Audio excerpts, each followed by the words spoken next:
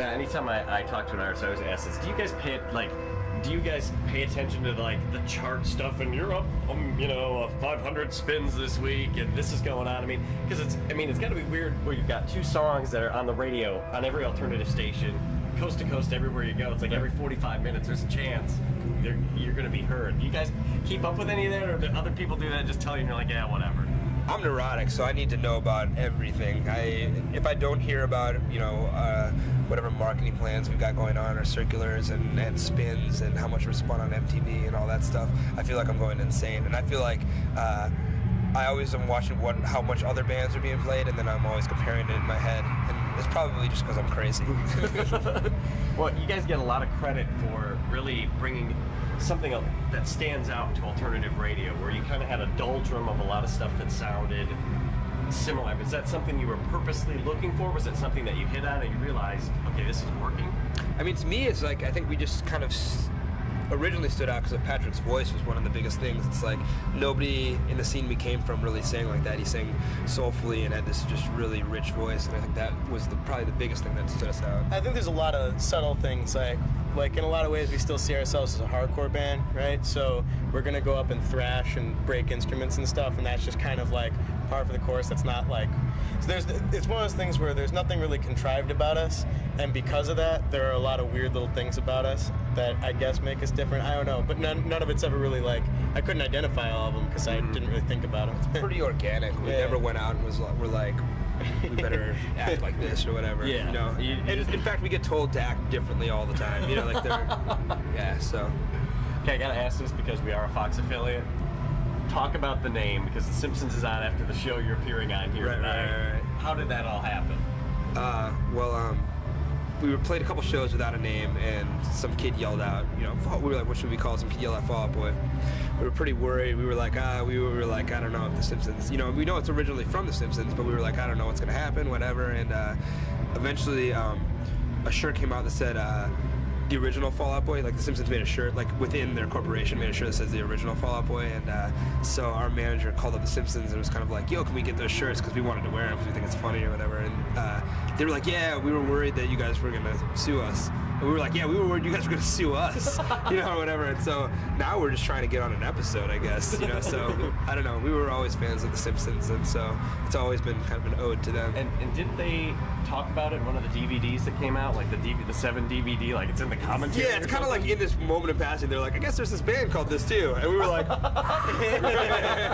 didn't say anything bad, didn't say anything totally. that great. Yeah, totally, Glossed over, it's good. It's a good way to be.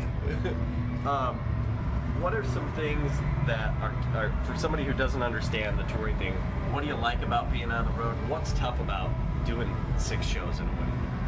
I mean, to me, your body starts to fall apart after a while, especially going, like, our touring cycle is pretty relentless. We do about between 250 and 300 shows a year, so it can get pretty brutal on your body. The thing that I miss the most is sleeping in my own bed, and I miss, like, my mom and that kind of stuff, but I don't know. I wouldn't give up touring for anything. It's my favorite part of this band. Do you get the opportunity to work on new stuff when you tour, or is it just do you kind of do a little bit of it and then you think, okay, later we're going to get a break, we're really going to be able to spend some time? Or I think if you're worth your salt as a writer, it's like kind of what you want to do. It's what you're doing in your head while other people are talking and stuff. And it's what you do when you're like daydreaming. So it's real easy to get a lot of writing done on the road. You know what I mean? Like just in our heads. You know what I mean? Just like we all meet up and have songs written. You know what I mean? So there's ample songs. Like a song like annoying, guy asking questions before the show kind of thing. Or exactly. You are being tuned out right now, and another song getting written. The next hit's being written right now. Right. Exactly.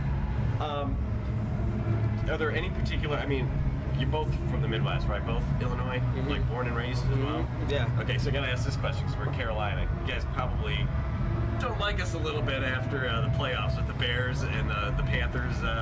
Here's the best thing about this hangout. Okay. We know nothing about sports at all, other than the fact that we play in arenas and they usually will give us jerseys with our names on it, which we think I'm gonna tell you what, I didn't even know Bears were in the playoffs. So okay, good. That was new. That was new. So you're Carolina Panther fans, then, for all intents and purposes, for everybody here. Definitely. Yes. I mean, might as well, right? Yeah, definitely.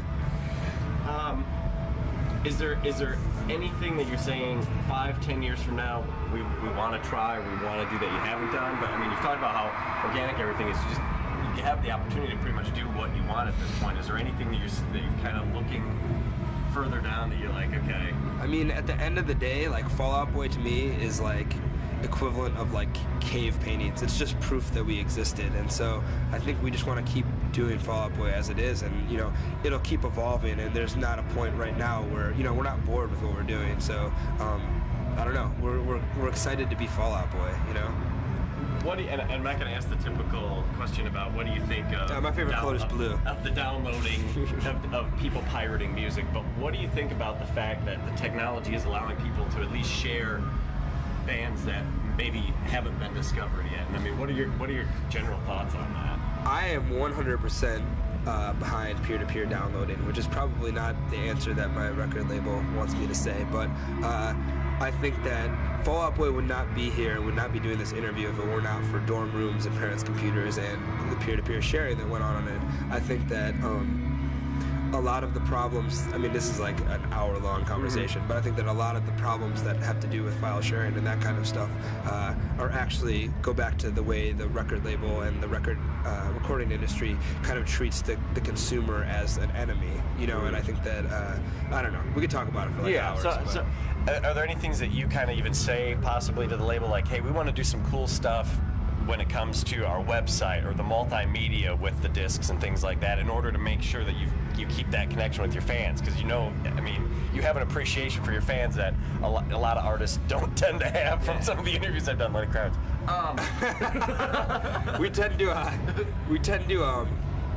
We kind of tend to do whatever we want and then tell our record label about it when it happens, you know. Yeah, they're like, oh, holy whatever, you know, like they freak out. Yeah, we did this thing. Yeah, they kind of freak out. But I think that the most important thing is that it's all a creative process, and it's all part of your art, like from your song titles to the packaging to every single, like, you know, making every single song in your record count, not like 2 singles and a bunch of crap and filler, you know. And I think that bands need to go back to that, you know what I'm saying, and go back to writing good songs, you know, whatever. Another, because we're on Fox, question: have you guys seen any of this year's American Idol? Have you seen any of it or had the opportunity to see any of that?